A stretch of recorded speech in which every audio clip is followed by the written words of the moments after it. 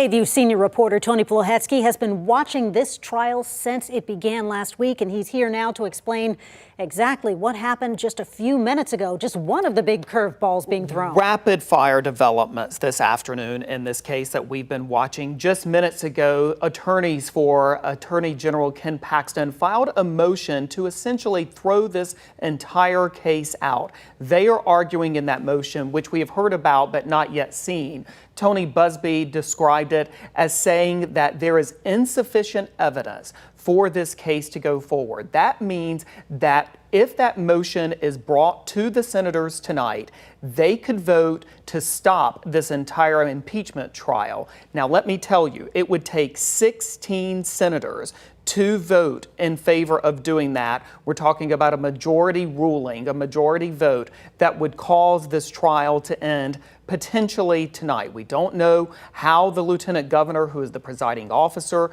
in this matter, is going to handle this motion. We are told that motions like this are not unusual, particularly in civil cases, when attorneys, particularly defense attorneys, will file motions asking that the case be halted, citing a lack of evidence or insufficient evidence.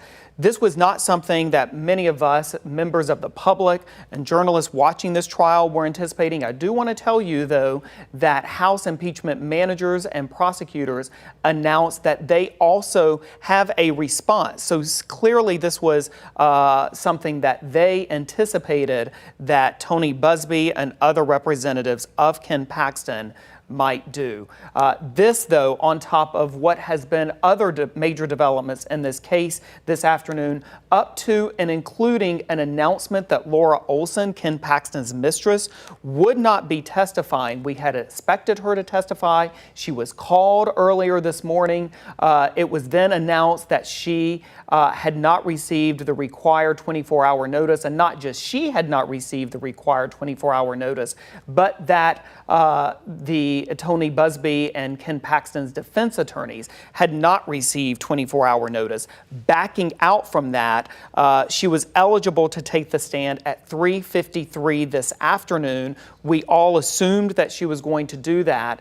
Then Dan Patrick called for an extended break, an extended recess, and it was then announced that she was unavailable, deemed unavailable to testify. I've done some additional reporting on that, and what I can tell you based on the information that I obtained, and that is that she planned to take the stand to plead the Fifth.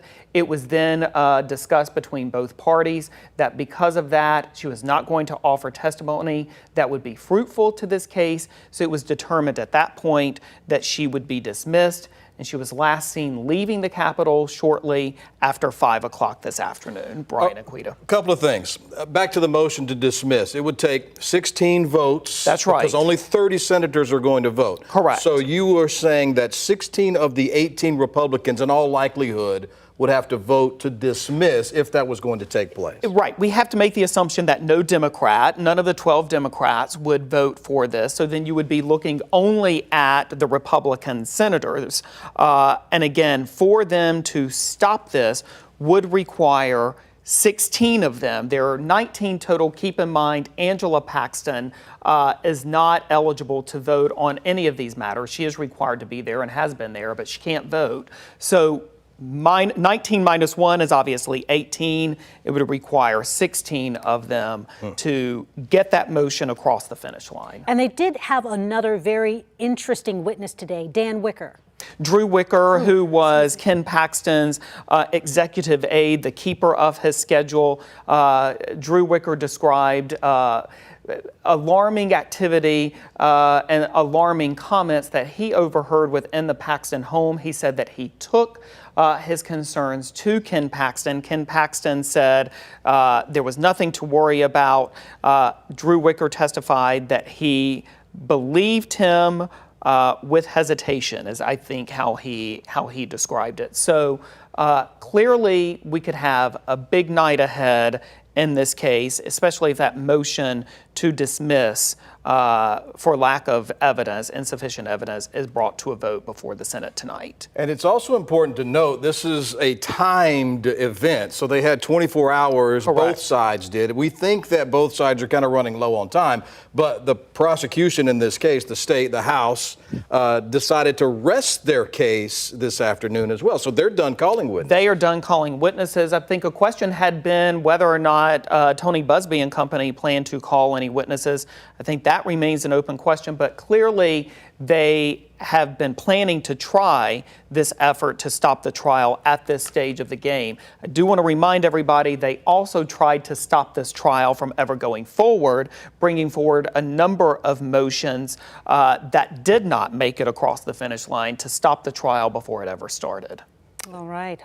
Oh, Go our ahead. senior reporter, Tony Buzbee. So many questions Wow. I've got still. We could talk Well- to you all night, actually. KVUE Plus is where it's at. That's right. Ashley and I will be there possibly all night, maybe not. That's going to be out of our hands and up to Lieutenant Governor Dan Patrick and those senators. Great information as always. Thank you. Tony, Thank you, thanks Tony. for being here with us now. Of course, everyone can keep track of the impeachment trial. Head over to KVUE Plus, of course, after the news at 6. That's where you have live coverage of the trial from gavel to gavel every day. Witnesses' testimony, that continues. We don't know if that's going to happen tonight or tomorrow. You can watch what's happening live, though, with expert analysis like you've just heard from Tony Buzbee and Ashley Godot. Download the KVUE Plus app on Apple TV, Roku, and Amazon Fire TV. Wow.